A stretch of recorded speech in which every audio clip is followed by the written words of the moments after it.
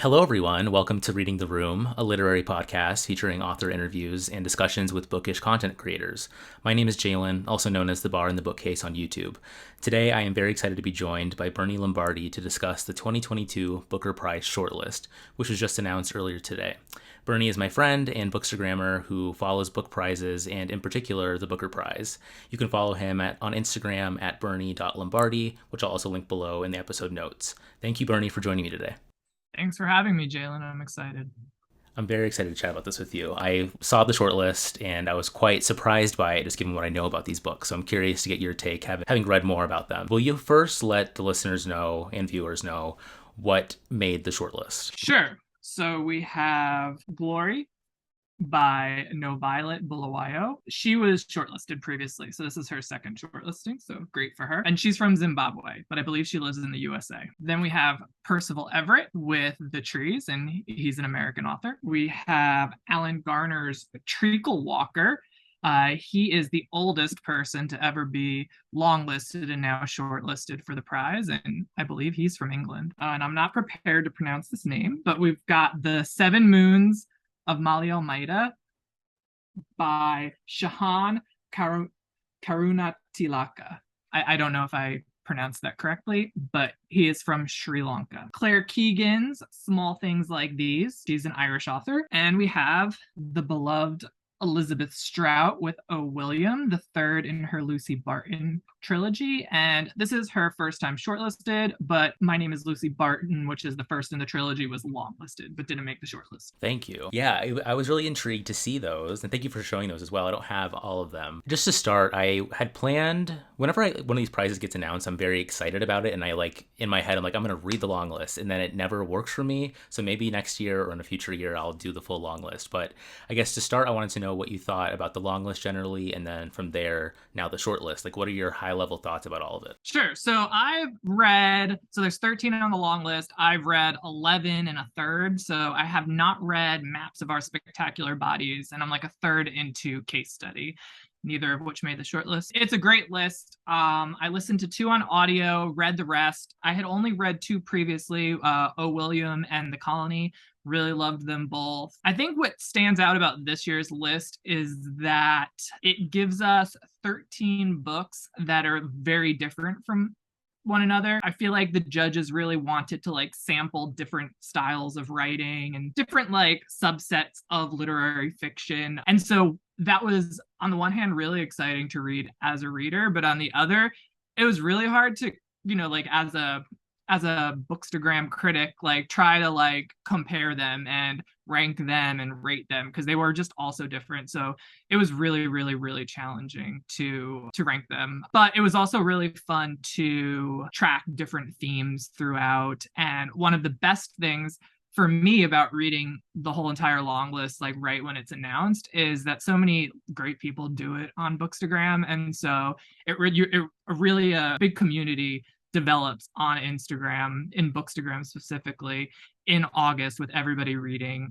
the books, and it really enhances the experience. So that's really the main reason why I do it. Reading in community it's such a singular experience, I find, as opposed to reading books on your own and then trying to sit with them and then trying to find reviews. It's kind of fun to have a list of books to really get excited with people about. BookTube also has some of that as well going on, which has been fun. What draws you to the Booker Prize in particular? First off, I really like experimental writing and just learning about different kinds of writing, or experiencing different styles of writing.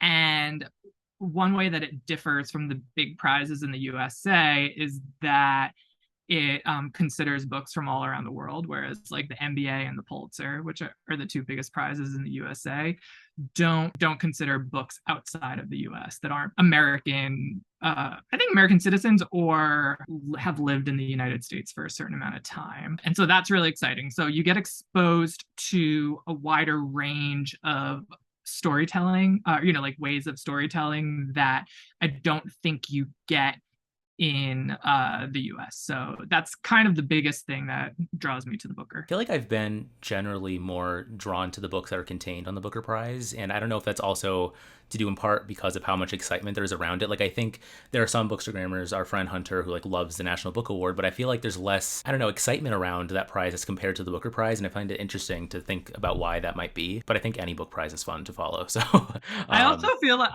like people in the UK, they take book prizes way more seriously than people in the US. Like they treat the Booker like the Oscars in the US, whereas in we don't do that over here. And so like for example, like the NBA, they only give you two weeks to read between the long list and short list announcement, and it's probably because they can't like keep people's attention, for a longer period of time. But that's another fun thing about the Booker is that the British people, they just love their book prizes. they give you a good amount of time between the long list and short list to get through a good number of them, hopefully. But I guess going back to the short list, so what was your prediction for the short list? I got four right, so I had these four, and then I had Trust, which you loved, and you were disappointed to see not make it. And then I had Maps of Our Spectacular Bodies, which I haven't read yet, but I had heard really good things. It was one of the younger the authors was one of the younger ones on the long list, and it was a debut. So I thought that, maybe that would be the one that would be the debut that made it, but it didn't. And instead, the two tiny ones made it. The two really short books. And I think this was the thing about the list that surprised me the most. That like even though I got four right, the two that I got wrong were like big surprises because I really didn't think that they would make it because they're so short. And I thought that they were both really good, but I just wasn't sure if they added up to what some of the larger ones were doing. But that's actually something that the chair of the judges mentioned in his announcement. It seemed like that they really wanted to give us six books that you could really like dive into really closely rather than present us with gigantic books. I don't know. It seems like that's something that they were thinking about. I was watching the live as well, and I only saw part of it, but that was the one section I heard is when he was talking about the brevity of the stories here and how they're doing so much with the space that they're allowed. And as soon as he said that, I was like, okay, small things like these definitely going to make it now, I think. I had a feeling it might make it, but then I wasn't sure. I thought between that and The Colony, which touched on similar themes, I thought The Colony would make it just given the buzz around it. But so that was interesting hearing them say that, but then also contrast it with the book like Glory, which I think is quite long. And just from like on paper and the synopsis that I read about it, it sounds generally more or less accessible than some other titles that were long listed that didn't make it. And you've read Glory already, you said. And so what were your thoughts on that one? I wouldn't say Glory is not accessible. I would just say it's a little dense at times, and so maybe like a drag to get through. Glory was the one that I struggled with the most. It's one of those strange books that I didn't completely love the experience of reading it, but still, like, as a reader, I still appreciated what it was doing and could recognize that what it was doing was significant. I think it deserves this spot on the shortlist, and I actually could even see it winning. And another thing that the chair of the jury said, they were focused on books that kind of looked at darker periods of history, but that also had moments that were like very funny. And so when he said that, like, I immediately was like, okay, that's not going to make it. That's not going to make it. That's not going to make it. But Glory is definitely one of those. And actually, I would say all of these are that. I think the only one, but I mean, this is just, initial impressions. I have to think a little bit more about this because it's been a while since I've read it, but I don't necessarily remember this being funny. It's cozy and quirky, so I don't know, maybe that. But the other ones all definitely speak to that, being dark, but then also funny. And yeah, so back to your question about Glory. Yeah. I was thinking that too, because like with small things like these, in terms of it essentially being kind of like a moral and being a Christmas story, I could see kind of fitting into that prompt too. Generally, like when you're predicting and getting ready for the shortlist to be announced, like what goes into your predictions? Like, do you kind of go based on a blend of like what you like and what you're excited for and what you think the judges are going to go for? Or are you purely like, okay, I think this is what the judges are looking for thematically through the long list, so this is my decision? So I mean, this changes every year. This year I actually, in my prediction post, I had two images. I had an image with my favorite books listed like in the order of that I enjoyed them. And then I had my 6 predicted books. This was a tough year because all of the books are so different and do different things really well. I would say that in the same regard, none of them are perfect. I mean, no book is perfect, like no person is perfect, but that's something that I look at as like what's like the closest thing to, I guess, what I perceive as perfect. And so that's what I did. I guess I just measured what I thought were the pros and cons of each book, and measured that, and then also like the ambition and how successful they were in what I perceived as the ambition, because like who am I in the end? But like it's fun to think about. It's different from last year. Like, I thought The Promise that won last year was perfect. I thought that was the winner literally before the long list was announced. I read it, earlier in the year and was like, this is going to win the Booker Prize. And it did win the Booker Prize. I don't think there's any book on this year's list that is like that. Like, I have no clue what's going to win. If you had a guess, what is your strongest prediction, do you think, that will make it? Oh, it really, really depends, and it's also hard because like the last 2 years we've had men that have won. So that's like something to consider, because I would say that the two that I would say are the strongest winners would be these two, or the most likely to win, for completely different reasons.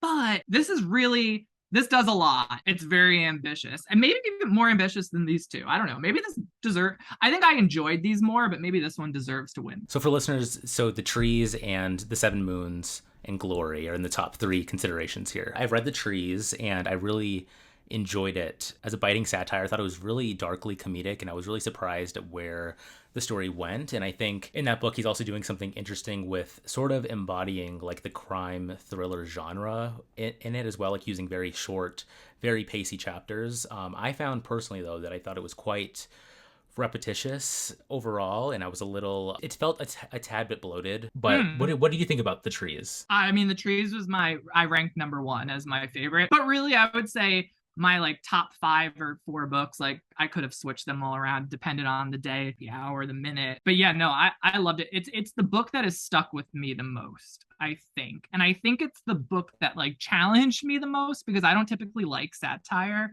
I don't always think it works, but I felt like this worked really well. I don't really know why, but it just did. You haven't read this yet, but one of the issues that I had was with this one was that it was, especially in the middle section, it was a little repetitive. And so I got like a little bogged down at times where I had to push through, but then you get to a certain point where it just like blows you away and it gets really, really good, and you almost like forget all of that. And so I guess those are the two. Interesting. Okay. And so aside from those that are like top contenders for you, are there any in the 6 that you think will definitely not win? I mean, you can never really tell, but I mean, I would say that the least likely to win is Small Things Like These, just because I think it's doing the least. It does what it does really, really well, but I think it's doing the least. I was thinking when he was making that announcement today during the live about brevity, I mean, that one, I think it's the shortest book that's ever been longlisted, I think, if I recall correctly. I'm not sure. Okay, I could be wrong about that. All I can say is it's quite short. I read it in like an hour, but I think that kind of goes to the heart of at least what he was saying there in terms of what they're looking for. So now I'm wondering if that might have a better shot than I'm thinking, I guess. I'm not sure, but then also I think O. Williams' placement on the shortlist is interesting, just given there's been some discourse around Booker putting books that are like the third in a trilogy on lists and how that factors into its potential winning power. So what do you think about O. William being placed on here and just the Lucy Barton trilogy overall? First off, for those who want to read all 3 in the series, one of the plus is to it is that they're all really short. Like the 3 of them together are probably shorter, like less words than say like Booth, which is the longest book on the long list. So it's really not a big commitment. That being said, that aside, you don't have to read the first 2. Like O. Williams stands alone. It can stand alone. There are references to things that happen in My Name is Lucy Barton, but Elizabeth Strout kind of like brings you up to date. Like she doesn't just like leave those things there for you to like not know. She does, fill you in. Anything is possible, which is the second in the trilogy. You don't have to read that one to read this one.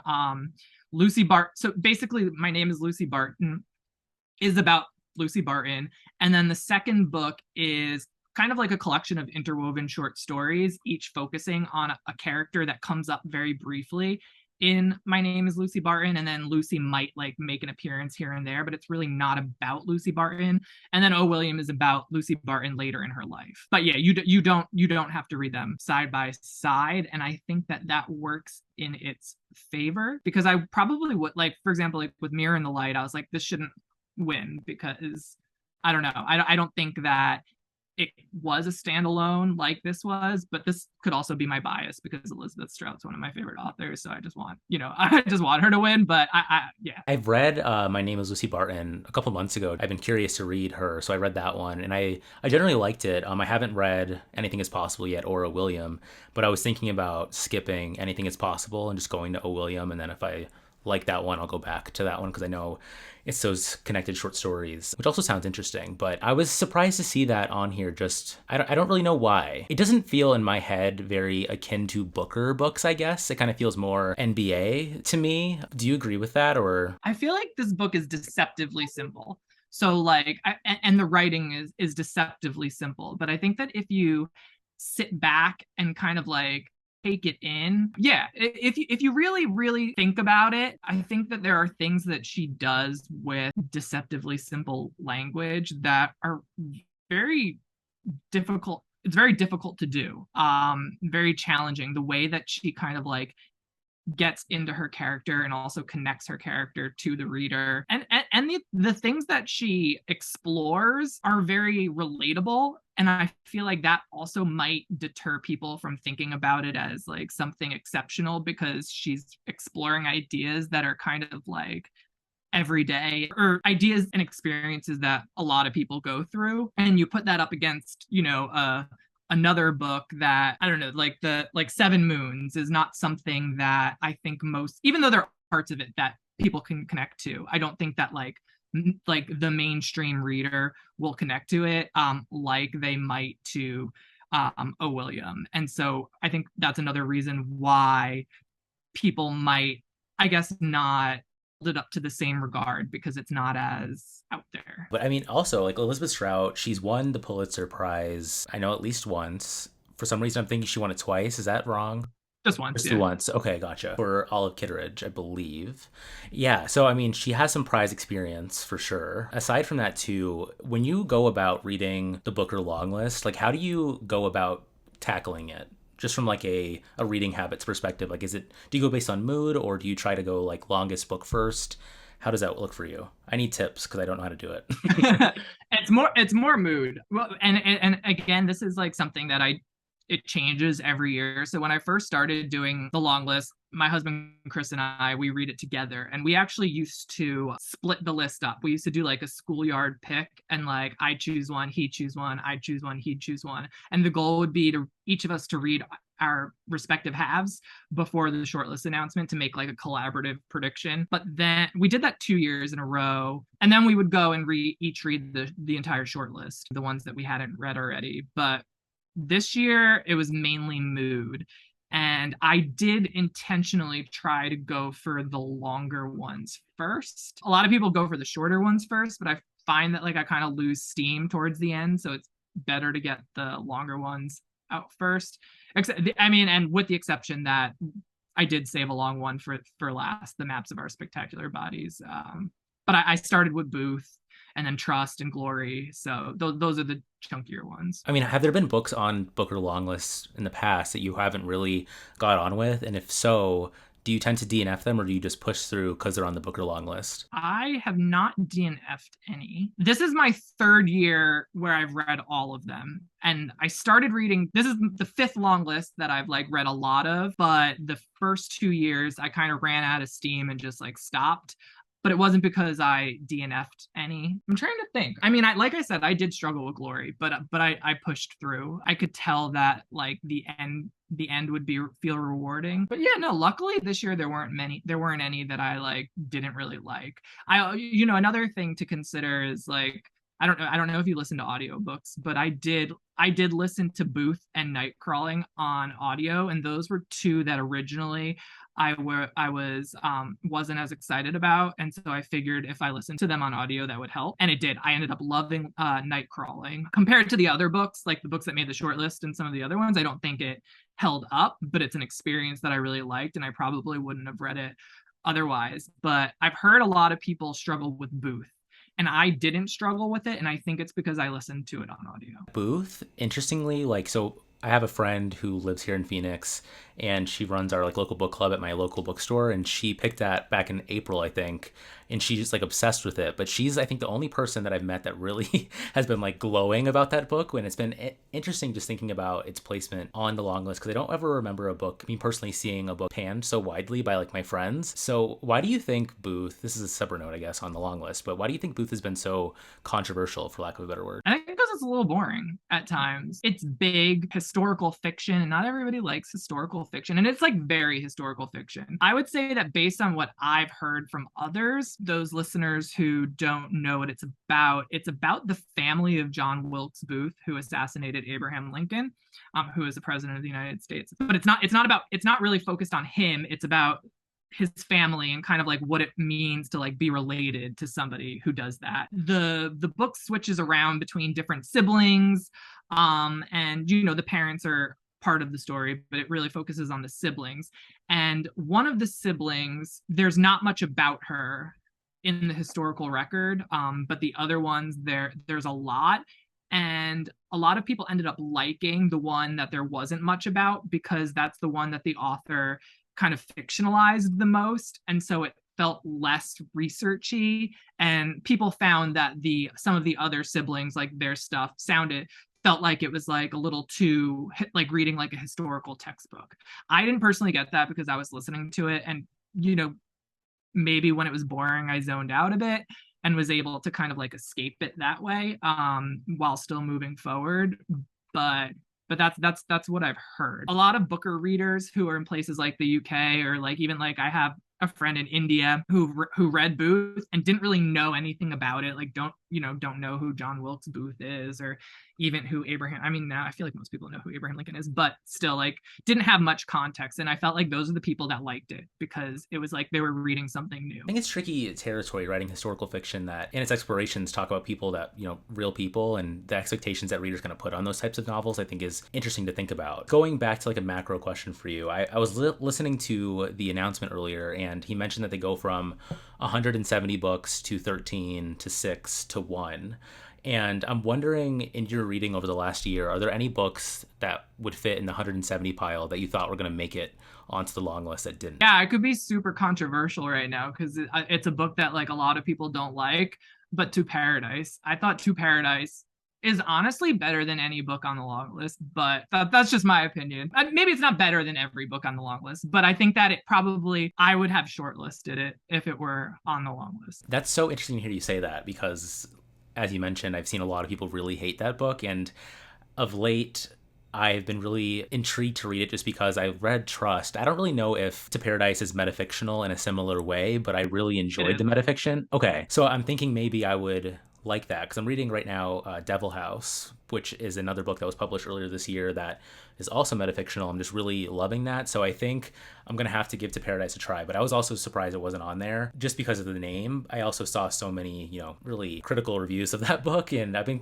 curious to know why people hate it so much. I think that Trust is clear in how things come together. Like I think Diaz does a really great job at bringing the story together, even with these different pieces that might be confusing in the beginning. Like it all makes sense in the end. I don't think To Paradise is as clean, and I think that it lends itself to misreadings. I think there are different ways you could put the pieces to the puzzle together, and they can lead you in different directions. And I think, in my opinion, I think my reading answers some of the questions and issues that people have with it in their own readings. But I mean, it's not clear, so like I could be completely wrong. I could be an idiot and like just like have no idea what's going on. I don't even think I was talking to Hunter about it, and he doesn't even think like Hanya Yanagihara like knows what the answer is. That's interesting to think about too, in terms of whether she does or does not have an answer to that, and like whether a writer should have those answers, I guess, or if they kind of leave those things out there for the reader. She had a huge task following up A Little Life, and so I feel like maybe this is just my own assumption about what that would feel like to have a book that's successful, but I feel like she must have thought through why she structured the book that way and the questions that she probably anticipated from readers to kind of get ahead of that, I would think, but And that's what I I think don't too. know. Yeah. Yeah. Which one on the short list are you most excited to read? I would say Seven Moons is the one that I'm the most intrigued to start. And Glory, I mean, I'm not that intrigued to start it just because the Animal Farm, I mean, comparisons have been kind of off-putting to me, and I've seen some critical reviews of it that make me think that I'm not going to enjoy it myself. But I'm also intrigued by that challenge of like wondering whether my assumptions about it or what I'm going to think about it are in fact incorrect. And then Treacle Walker, I hear that book is very confusing and odd. What did you make of Treacle Walker? We haven't talked about that one yet. It is super confusing. I probably will have to read it again just to, well, if I were to have to talk about it or have a conversation with about it, I'd have to read it again. But it is bizarre. It's confusing, but it's also quirky and like comforting in a way, even though the themes aren't comforting. There's something about the playfulness of the prose that is comforting. So like, even if you don't really get it, still sitting with it is kind of an experience in and of itself that is interesting. And I think that's why it was shortlisted, because it offers an experience. It's not too long either. So, I mean, I've already read two of the six, so I've been intrigued to maybe read through all of them. But again, whenever I commit to something that's longer than like two books, like I just did a reading vlog in which I read two books, and that's like the max of what I can commit to like in a time period. But I would like to try more of them. And like in the lead up for you, now that you're almost done with the long list, what will you do to celebrate like the actual award ceremony when it happens? Like, do you have like any traditions for that now that you're so involved? No, not really. Just Okay. celebrate and post on Instagram about it and see what Yeah. everybody else thinks. Yeah, no, just excited. It's fun to see. It's a huge thing to read a list of 13 books compared to like other, I don't know, like film prizes or something where it's much less time consuming. You spend a lot of time with these books and thinking about them and committing to reading what these judges have selected for you. And I feel like it's a huge ask, I think, of readers, but also they've done so much work to sort of curate this list, which it's just really cool to see how much effort is put into this and how much love is given to authors and the books that are on here. But yeah, I'm hoping there's going to be one year where the long list just really screams to me and I push through and can say I did it, but I'm not too optimistic given my mood reading self, but we'll see. And luckily this year they were, even though there were a couple that were in the 400 page range, like there were no like really, really big ones. Like I think there's been years where, I think the year that Marlon James won, I think that's the year that Hanya Yanagihara was also on the short list. And both of those books are like 800 pages and they were on the short list. Like that's a lot. That's kind of like this year's international booker with the books of Jacob and Tomb of Sand. But yeah, this year they were easier on us because they didn't give us like any really big book. Duck's Newburyport was probably one of the longer ones too that was shortlisted, I think like 2 years ago, which I still have sitting on my shelves too that I'm terrified to read. Oh, so good. Yeah, I know you love that book. I have to get to it one day. Are there any other prizes that you're looking forward to this year, or is Booker like the one that you're kind of going to commit to and then otherwise you're just kind of watching? I like when I started Instagram and like Bookstagram and following book prizes, I was really into it and I was doing a bunch of different prizes, but you definitely get worn out because they're scattered throughout the year and you end up having less and less time to read books that you just want to read for yourself. So this year I've just limited it to the Booker and the Booker International. And I didn't even finish this year's Booker International. I still had two on the long list that I did not read. But yeah, I follow the MBA. I follow the Pulitzer, the Women's Prize, the Scotiabank Giller, which is like the Canada's NBA. The long list was just announced today, and I think that that's an exciting one because it's so close to home. But yeah, no, just the two Bookers are the ones that I commit somewhat to. And you just mentioned the Pulitzer Prize, and I think just comparing them to like the Booker and the MBA, I think the Booker does this, I think, the best in terms of getting readers like excited to read them, I guess.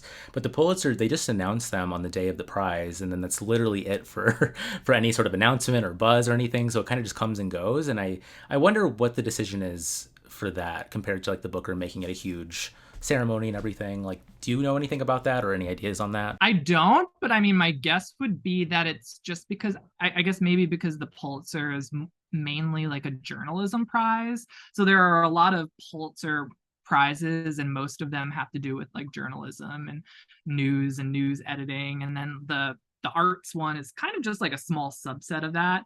And I think that's probably why they don't put too much focus on it. But I really don't have the answer. That one seems hard also to sort of predict what's going to be on it. Like I sort of followed it this year and I reacted to it and stuff. I wasn't really expecting the Netanyahus to be the winner, but I really liked it though. I ended up reading it and I enjoyed it. I think prizes are fun, but I remember I did a discussion with Hunter a couple months ago in which I was asking about literary prizes, and I asked him what he thinks the sort of merit of literary prizes is and why we follow them. Like, what do you think is like the benefit of a prize such as this? I know it's a very broad question. Wondered why we're so like drawn to prizes generally and the sort of esteem that comes with them. I think it's a way to like capture our time. I think like, we look back at, you can be like, oh, what was like the novel of 1982, and like you can look and see what it was and then be like, okay, like these are the things that writers and critics and readers were thinking about at that time. I think it tells a story, and then you can look at like the whole entire trajectory of the prizes, and they tell stories as well. So yeah, and how the rules change and all that, all whatnot. So I think that's like one of the great things about prizes. I mean, also it's just great to celebrate writers and give them money so that they can, write more for us to enjoy. Yeah, as a reader, I think that's what I think about. I think about like, what's the book of our moment going to be? What's the book of 2022 going to be? Yeah, it is interesting going back and looking at previous winners. Like I tend to do that too. Like who won the Pulitzer in like 1989 or something, and just seeing like what is of the moment. I think it is a good time capsule for that. I don't think I pinned you down on an answer yet, but if you had to put your money on one book, so you can come back to this and see if you're right, what's the one that you're gonna put money on? Oh, this is the year that you can't do that, because they're just so, I'm just gonna go with what is right now in this moment my favorite, and that's The Trees. Okay, we'll see. It's really hard to say. I was just about to give you a second one, but then I was like, no, that's not the question you asked. The Trees is the answer. It'd be really interesting to see that book win. I loved so much about it, and I really, since reading that book, I want to read more of his, because I hear that he is quite well ranged in his writing styles, and I think every book is quite like singular, which I think is interesting for a novelist to sort of embody different styles and everything. So I know his book Telephone. I really want to read that because I hear that it was printed with 3 different endings. So I love that as an idea for a book. And I'm sure it's already been like the puzzle's been solved between all 3 of them, but it just sounds fun. So I think I'm gonna read that one next from him. The other one that I read by him was Erasure. I read Erasure when I was in grad school. And I remember, I can't tell you much about it, but I remember really liking it when I read it, but that was over 10 years ago. So gotcha. Yeah, I know Brandon Taylor, one of my favorite writers, he just did an introduction to the new edition that came out like a year or 2 ago, so we'll have to check that out too. Well, thank you, Bernie, so much for joining me today. I will leave links below to follow Bernie. He posts lovely pictures, and just really, I love your captions for your photos as well. Like you go really in depth into your discussions, and it feels like you're sort of having a conversation, which I feel like is quite interesting on Instagram and hard to do in terms of trying to like establish conversation. So I want to commend you for doing that. We'll see who wins. Thanks for having me.